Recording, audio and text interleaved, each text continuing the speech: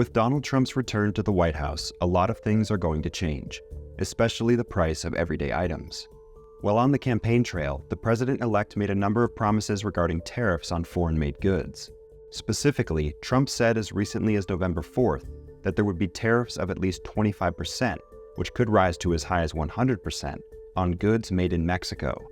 Previously, he has said that goods made in China could be hit with a 60% tariff, while anything manufactured abroad could have a blanket 20% tariff.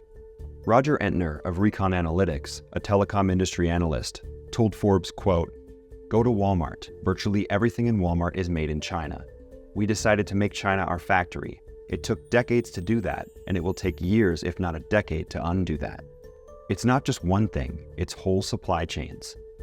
Presuming Trump makes good on those promises, that would mean that a slew of imported items, from iPhones to clothing to household appliances, including microwaves and other housewares, among many other products, will cost more.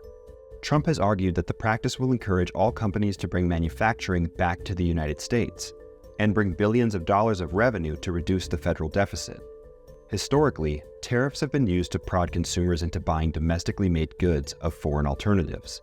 According to the Biden White House, tariffs as a percentage of federal receipts, or money that the government takes in, have decreased from 100% in the late 18th century to near zero a century ago. Since then, income taxes have largely supplanted that revenue. While there are some goods that have easy domestic substitutes, like wine for instance, there are many others that do not. All smartphones, along with most consumer electronics in America, are manufactured in and imported from Asia, primarily China. Policy experts resoundingly agree that the costs of tariffs are overwhelmingly borne by the consumer. Ernie Tedeschi, director of economics at the Yale Budget Lab, who formerly served as chief economist at the White House Council of Economic Advisors, told Forbes, quote, "Think of what your household will spend this month, and think about if we instituted Trump tariffs and you bought the same basket of goods. The price of that basket would go up an average of 1.5 to 5.1%. Tariffs are by definition regressive, where everyone pays the same amount, which means that they are felt more by those at the lower end of the economic scale.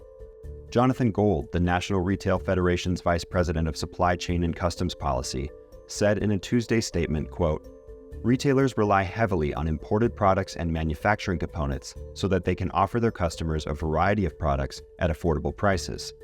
A tariff is a tax paid by the U.S. importer, not a foreign country or the exporter. This tax ultimately comes out of consumers' pockets through higher prices." The NRF, the primary trade group for the retail industry, put out an analysis on Tuesday saying that the effects of such tariffs would be, quote, "dramatic."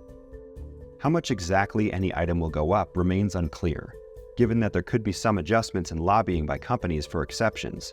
However, another analysis by the Yale Budget Lab found that, on average, all Americans would feel some sort of impact, given that some domestic firms may even raise prices knowing that their foreign competitors have been forced to increase prices so dramatically.